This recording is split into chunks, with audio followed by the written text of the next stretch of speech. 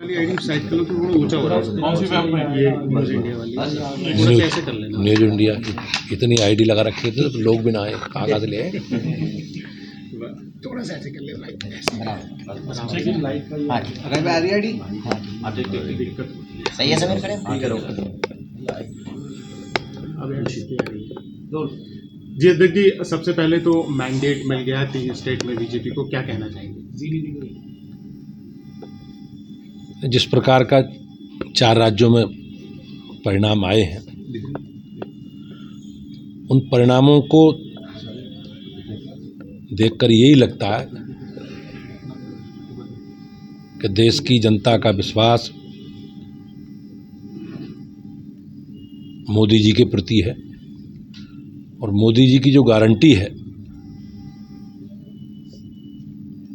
उसमें लोगों ने विश्वास व्यक्त किया है। भारतीय जनता पार्टी बड़े अंतर से 3 राज्यों में बहुमत की सरकार बना रही है और तेलंगाना में भी हमारा वोट परसेंट भी बढ़ा है और हमारा नंबर भी बढ़ा है। तो ये कहीं ना कहीं जीत मोदी जी के चेहरे पर चुनाव लड़ा गया था और मोदी जी के प्रति जो लोगों का विश्वास है, मोदी जी की समाज में स्वीकारता है और हमारी सरकार की, मोदी जी के नेतृत्व वाली सरकार की जो गरीब कल्याण की योजनाएं हैं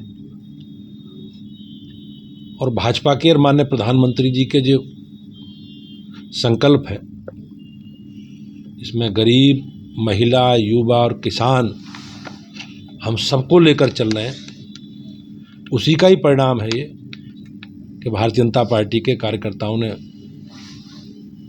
मेहनत करके जन जन तक अपनी बात पहुंचाई और ये भारतीय जनता पार्टी को मोदी जी के नेतृत्व में इतना बड़ा जनादेश मिला। मैं एक बार मध्य प्रदेश, छत्तीसगढ़, राजस्थान और तेलंगाना की जनता को धन्यवाद देता हूं और निश्चित रूप से भारतीय जनता पार्टी के असंख्य कार्यकर्ताओं ने, जिन्होंने पूरी मेहनत करके अपनी पार्टी, अपनी सरकार के कामकाज का रिपोर्ट, लेखा जोखा लेकर जनता के बीच में गए हैं, ये उसी का परिणाम है। और मुझे विश्वास है हमारी जो सरकार की नीति है विकास की, डेवलपमेंट की, गरीब कल्याण की, उसे हमारी राज्य सरकारें पूरा करेंगी। सर, चुनाव परिणाम आने के बाद में मायावती जी की तरफ से एक बयान आया है। वो कह रही है कि जो उम्मीद थी उससे पलट बिल्कुल बीजेपी जीती है और इस चीज़ को वो कटघरे में खड़ा कर रही है। चुनाव परिणाम पर सवाल निशान है।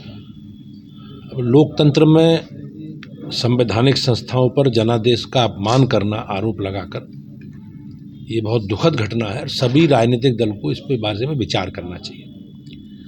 प्रदेश, देश की जनता सब जानती है। अब तेलंगाना में टीआरएस की सरकार, बीआरएस की सरकार थी, वहाँ कांग्रेस जीती है। छत्तीसगढ़ में कांग्रेस की सरकार थी, बीजेपी जीती है। राजस्थान में कांग्रेस की सरकार है, भाजपा के पक्ष में जनादेश आया। तो केवल मध्य प्रदेश में भाजपा की सरकार और सारे राज्यों की सरकारों ने उनकी जो राज्य की मिशनरी है सरकारी, उसी के देखरेख में चुनाव हुए हैं।